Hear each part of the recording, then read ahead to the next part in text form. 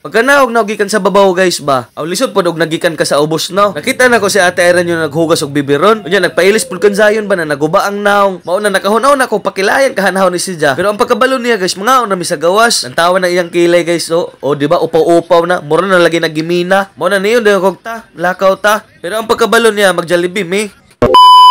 3 piece ato mga kajama, ubanin ni pod mi sa among lakaw. Tinaman taroy lakaw. Ato ning patamnan ning kilay ni Ate Iron ninyo. Para ba magwapa siya pagsamot charat. Ang pagkabalo jud nila, mangaon na jud mi sa fast food chain. Pero diri na sila gihatod ila Chris J. Nao, abot na dayon mi wa na dugay-dugay. At tingala sila na di man ikananan sa lunog spam ang kuno ni. Hala pa silang burger kuno tag 1,000. Mao na yung price nila guys. O basin desidido mo magpakilay o magpaunsa pa mo diha. Affordable ra kayo, 500, 200, 1,000 ra. Mao nang wa na may nagdugay diri sa gawas. Nanulod dayon mi para makita na mo kung say naa diri. Pagkasulod dayon namo aram bisiha sa mga katawhan. Murag halos tanan tawo ron sa kalibutan kay nagpagwapan tanan. Murag halos tanan lagi kay nakariband. Nya kay murag na busy pa man si Ma'am Chris katuban nakita na mo sa Facebook na naghulat-hulat sa may magamay. Kita ka ng mga award nila diha guys. Ang daghan nag certification ay. Siya joy among gipatawag guys. Siya joy among gipataod og kaning murag istisya man gulit tawag ani. Nangutana pa ko kay Ma'am na ikaw tong sa Facebook Ma'am. Wa pala ka sa personal Sorry. Pero mao pa ingon na Ate Iron ninyo nagwapa ko no siya sa personal. Kay nakita na magud namon ni siya sa Facebook guys. Very affordable raman. Pero ang among gipili guys, wala siya nakapaskin sa gawas. Kaya ang tag 2.5 man ni among gibayaran kay good for position namang kibali ni. Pero dili na siya original price guys ha. Nagpromo ra ni sila. Mao nang gitungaan namon aduhan ni mama. Kay di man ako na-afford ng 2.5 ug ako ra isa. Dili ba ta rich kid. So pagpangutanan namon at mga tulo pa kuno ka oras sa desert mahuman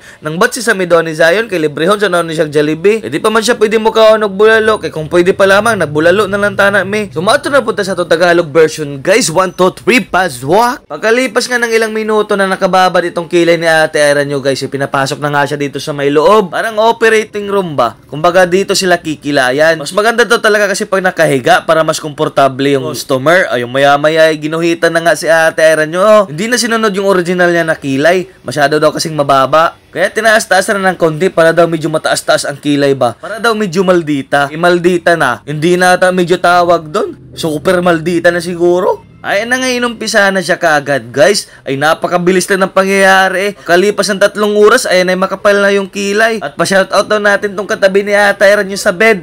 Kaklase na daw nung high school. Si Marjorie nga daw pangalan. Yan, shoutout sa inyo ma'am. Dahil nga tapos na nga itong kilay ni Ate Iron nyo, kita may explain na lang si ma'am kung ano ang dapat gawin, ano yung mga dapat iwasan, ano yung mga dapat ilagay. Tsaka sinabihan rin siya na ganitong araw, ganitong mangyayari sa kilay mo. Tingnan nyo guys, no? Charan! May kilay na napakataas ng kilay Medyo mataray na. Medyo maldito. Katapos namin magpakilay mga pare, pumunta kami kaagad dito sa Gaisano. Kasi ngayon mamimili kami ng ibibigay namin sa mga pamangkin namin. Kay Bukoy at kay Savi ba? Grabe yung smile ni Ate Iron yung ganun talaga basta bagong kilay guys. Ito na nga ipapasok na kami sa Gaisano guys. Nagulat kami, napakadaming tao. Parang halos nagsilabasan. Parang galing sa likod yung mga tao tapos dito lang lumabas. Dumiretso na kami dito sa may taas, sa may convenience store nila. Sumakay na nga kami ng helicopter pataas. Total dito din naman ang pinakamadaming damitan. Nagkita pa nga kami dito nilawarin guys. At dito ko na rin naalala na yung baboy pala hindi pa namin nahatid sa litsunan. Kaya na may bigla ako kagad nag-aalala. Baka biglang magka-award tayo kay mama Ayan na nga si Ate rin nag-vlog. Napakasarap mag-vlog daw kasi bago kilay Ayan. Ay una nga pala namin tininan guys si sapatos. Baka kasi may magkasya kay Bukoy. Pero sabi ko kay Ate Iron nyo, wala kasi pang infant dito guys. 4 kids na ba? Syempre 4 months pa kasi si Bukoy guys, kaya hindi pa kasya. Nagtingin-tingin din kami dito para kay Savi, baka kasi may magkasya kay Savi. Ayan guys, yung mga panlalaki, magaganda sana kasi yung lalaki pa. Tumingin na rin kami dito sa mga bags kasi gustong palitan ni Ate rin yung bag ni Savi. Parang naniningil nga daw kasi ng pauter si Savi sa bag niya. Tumingin na rin kami ng damit para kay Bukoy.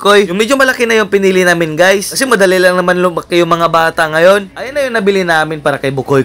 Ayan, 2 na yan, sakto na yan kasi may next month pa naman, may next year pa naman, mayroon pang birthday. Kaya na may kay Ate Savi na lang yung kulang. Tumingin na rin kami dito sa mga sandals baka kasi may magkasya kay Ate Savi. Magkasukat lang naman daw sila ni Ate Iron nyo. So wala talaga napili si Ate Iron na maganda-ganda. Kaya ayun, dahil ngayon wala napili si Ate Iron dito sa Gaisano, kaya na may lumipat kami dito sa kabila. Try na lang daw muna namin dito sa Imol. Baka kasi may matipuhan din siya. Ay kasabayan na rin namin sila Warin lumabas. Ayun na nga, pababa na nga kami dito sa second floor. Ang pangit na naman ng panahon guys, so kanino naman kaya mukha to? Kaya ito na nga, nandito na nga kami kaagad sa e-mall. Ayun na, bumaba kami kaagad para na may makapagpapili na at makahanap na nga, makauwi na. Baka kasi dito namin matatagpuan ang hinahanap-hanap namin na medyo maganda-ganda talaga. Yung hindi ka magsisisi ba na binili mo yung items na yon. Pero mga par, dito muna kami dumaan, ay dito muna kami pumasok. Maghahanap kasi kami ng bag, ayan dito sa lugar na to. Sa toppers ng e-mall guys. Kasi may mga bag din sila dito. Baka kasi may mga pambata din ba. Nakita na nga akong maganda kaya sabi ko kaya Ate nyo na ito, Bio, maganda.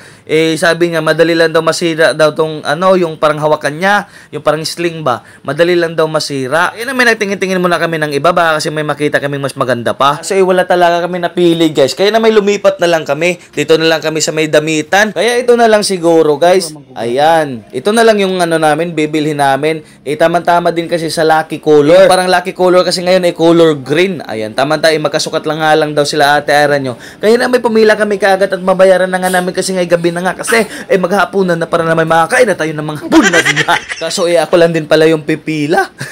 May hinanap kasi si Ate Era yung gusto na din magtingin-tingin ng mga damit niya daw. Baka daw may magustuhan siya. Wala siya nagustuhan. Kaya na may umuwi kami kaagad. Pero hindi kami umuwi kaagad, guys.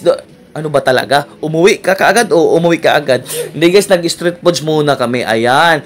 Gusto ko sana mag-shawarma kasi gusto niya Ate Era nyo i-shumay. Kaya na-shumay na rin ako. Kaya nagkuha pa ako ng toothpick. Kala mo naman talaga apritada yung kakainin eh. Tara guys, shumay tayo. Ayan na nga, patakan na nga natin ng kalamansi para naman sumarap talaga ang pagsasama natin at hindi maasim yung mukha mo. Ayan, cheers tayo dyan.